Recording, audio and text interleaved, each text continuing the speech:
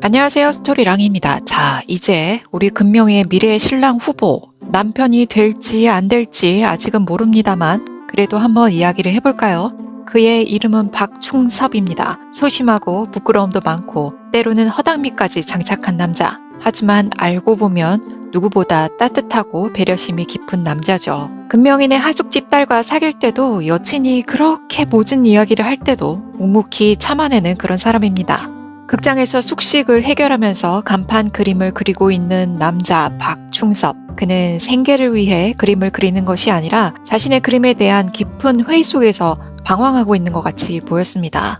충섭은 부모님과 함께 살 수도 있지만 이렇게 극장 지하에서 그림을 그리는 것을 선택한 건 그것을 극복해보고자 하려는 노력이 아니었을까요? 자신의 그림에 대한 확신도 부족하니 자존감도 부족하고 자신감도 많이 없지만 볼 거 못 볼 거 다 본 사이 금명이와 함께 퇴근길에서 이야기를 나누면서 금명이를 점점 좋아하게 되는 것 같아요. 금명이는 그런 충섭이에게 자존감 높여주는 이야기, 그리고 자존심, 자신감을 채워주는 그런 이야기를 많이 해주거든요. 관식과 예순이가 금명이에게 해줬듯 그렇게 금명이는 충섭이에게 해줍니다. 호감이 있어서 그런 게 아니라 금명이는 마음이 착하잖아요. 금명이가 보기에도 충분히 능력이 있는데 이렇게 자신감이 없어하는 거 보니까 좀 안타까운 마음에서 그렇게 해준 것 같아요. 자신에게 용기를 불어넣어주는 금명, 충섭이는 그런 존재가 얼마나 고마웠을까요?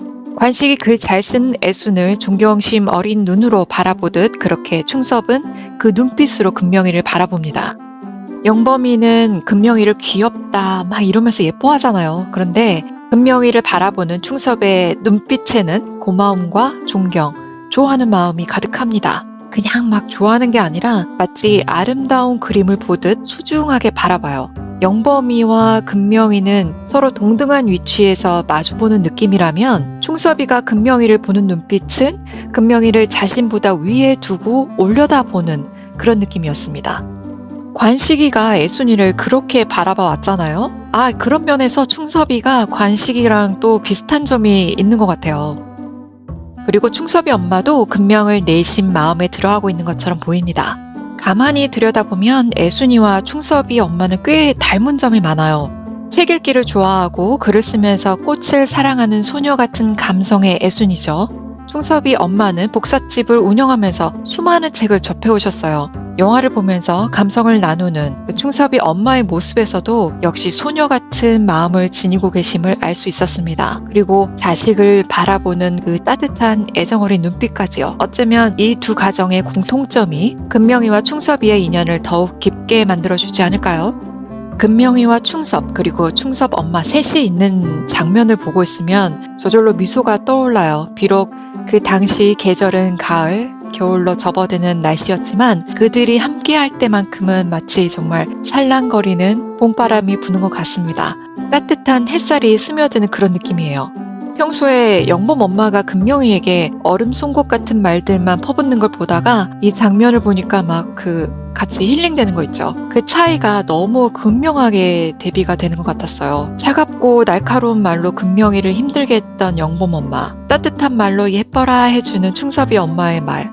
너무 대비가 돼서 이 장면이 더 인상 깊고 감동적으로 느껴졌던 것 같습니다. 다시 충섭이 이야기로 돌아와 보면 겉으로 보이는 충섭의 모습은 우유부단하고 소심해 보이지만 그림에 있어서는 자신의 소신을 절대 꺾지 않아요. 예를 들면 아주 야한 영화 병광세와 옥녀를 그려야 할 때는 풍경 속에서 아주 작게 두 인물을 그려놓고요. 애마 보인 간판을 그릴 때는 사람보다 말을 그려놓습니다. 소심해 보이지만 알고 보면 자신만의 고집이 있는 이 남자, 그게 바로 박충섭입니다. 충섭이는 계속 이렇게 살아갈까요? 저는 아니라고 봐요. 충섭 앞에 뮤즈가 나타났습니다. 뮤즈는 바로 영감을 주는 그런 존재죠. 예술가에 있어서는 자신만의 뮤즈가 나타나는 것만큼 행운인 게 없어요. 충섭이에게 영감을 주는 원천은 바로 금명입니다. 이걸 어떻게 알 수 있냐면요. 충섭이 갑자기 군대를 갔잖아요. 군대를 가기 전에 금명의 초상화를 그려놨어요. 그런데 그 그림을 보시면 간판에 그 그림들과는 차원이 다른 그런 그림을 그려놓고 갑니다. 예술가들에게 영감이 이렇게 중요해요. 보는 금명이조차 감동을 한 느낌이었거든요. 그 컷을 올리고 싶은데 그게 저작권이 있어가지고 양해 말씀드릴게요. 그러나 충섭이에게 금명이는 너무 먼 당신이죠. 가까이 다가가고 싶어도 감히 다가갈 수 없는 그런 사람. 충섭은 금명이를 좋아했지만 혹시나 그녀가 부담스러워할까봐 말없이 그냥 바라볼 뿐이죠. 그러다 결국 금명이 영범과 결혼할 거라고 생각하고 조용히 마음을 접은 채 군대로 떠납니다. 그러던 어느 날 제대 후 우연히 버스를 타고 가는 금명이를 발견합니다. 아, 놓칠 수 없죠. 버스를 쫓아가요. 그런데 하필 그때 서태지와 아이들의 팬들이 우르르 같이 뛰는 상황. 그 인파에 섞여버리고 맙니다. 아, 이 장면 진짜 웃기거든요. 근데 이 장면 그렇게 그냥 넘겨버릴 그럴 장면이 아니에요.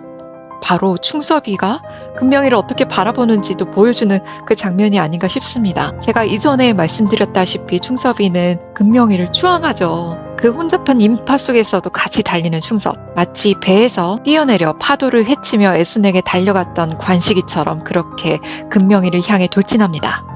다시 만났는지에 대한 여부는 산막에 나오진 않지만 결국엔 만나니까 결혼식장까지 가게 되겠죠. 관식이 맹목적으로 애순이를 따라다녔듯 충섭이도 그렇게 금명이를 숨차게 쫓아다닐 것 같습니다. 그러다 결혼하는 것이 맞을까요? 산막의 그 복수는 좀 나왔어요. 예를 들면 극장 아저씨가 금명이를 어떻게 만났냐고 충섭이에게 물어보거든요. 충섭이가 오다 가다 만났다고 하니까 극장 아저씨가 그렇게 얘기를 해요. 오다 가다 같이 산다고요. 이 둘은 결혼하는 게 맞나 봅니다. 하지만 저는 늦게 한다고 봐요. 앞전 영상이 있거든요. 금명이가 솔로로 살 거라고. 요약하자면 2005년도에 금명이 손에 결혼 반지가 없었거든요. 그래서 아마 30대 중반 이후나 결혼을 하지 않을까 그런 생각도 해봅니다. 결혼식장에서 관식의 머리 영범이와의 그 상견례 때보다 많이 희끗해졌거든요. 그래서 아마 조금 늦게 결혼을 하게 되는 게 아닐까 생각이 듭니다. 그렇다면 예고에서 금명이는 왜 그렇게 울고불고 난리였을까요? 저는 그냥 메이크업과 드레스가 마음에 안 들어서라고 생각을 하겠습니다. 사실 저희 언니도 결혼할 때 딱 금명이처럼까지는 아니지만 메이크업이랑 드레스가 마음에 안 든다고 진짜 투덜댔거든요. 지금 생각하면 왜 그렇게 싫어했는지 이해가 되기도 해요. 저희 엄마가 원하는 스타일대로 언니를 입혀놨거든요.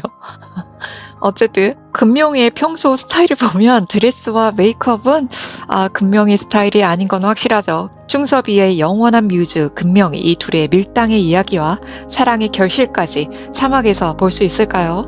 참 예고를 봐도 한치 앞을 예측하기가 어려운 게 항상 우리가 생각했던 방향이랑 살짝 틀리게 뭔가를 만들어내시잖아요. 그래서 저는 그 사막도 너무 기대가 됩니다. 자, 오늘은 우리 금명이의 예비 신랑감 박충섭 씨에 대해서 알아봤습니다. 충섭이의 영원한 뮤즈 금명, 이 둘의 서사를 사막에서 확인해 보시죠. 지금까지 스토리랑이었습니다. 구독, 좋아요, 알람 설정 부탁드릴게요. 감사합니다.